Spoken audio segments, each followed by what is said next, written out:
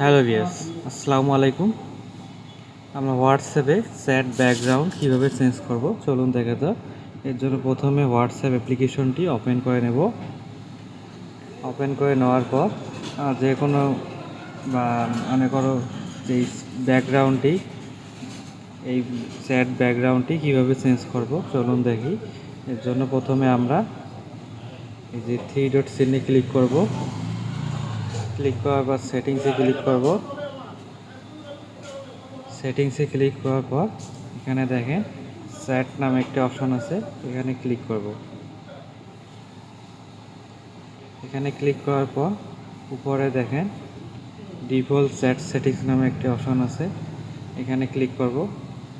এখানে ক্লিক করার পর নিচে দেখেন আমরা চাইলে এখানে কালার সেট করে দিতে পারি, আমরা ওয়ালপেপারও সেট করে দিতে পারি।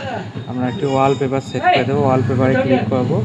তারপর আমরা গ্যালারি থেকে একটি পিকচার সেট করে দিতে পারি, অথবা এখান থেকে যে কোনো একটি পিকচারও সেট করে দিতে পারি। আমরা গ্যালারি থেকে একটা পিকচার সেট করব, চয়েস ফ্রম গ্যালারি। এখান থেকে আমরা এই প্রথমের পিকচারটি সেট করে দেব, ক্লিক করব। ক্লিক করার পর উপরে দেখেন একটি টিক মার্ক আছে, টিক মার্কে ক্লিক করব। ক্লিক করার সাথে সাথেই কিন্তু এটা সেট হয়ে গেছে। এখন আমরা ব্যাক করব। ব্যাক করার পর আমরা যে কোনো কোনটাকে যদি ক্লিক করি, ক্লিক করলে দেখেন এটা ব্যাকগ্রাউন্ড কিন্তু চেঞ্জ হয়ে গেছে।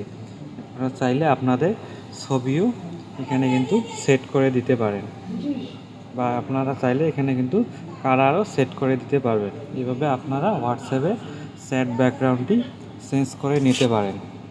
ভিডিওটি ভালো লেগে থাকলে আমাদের চ্যানেলটি একটি লাইক, কমেন্ট, শেয়ার এবং সাবস্ক্রাইব করে আমাদের পাশেই থাকবেন।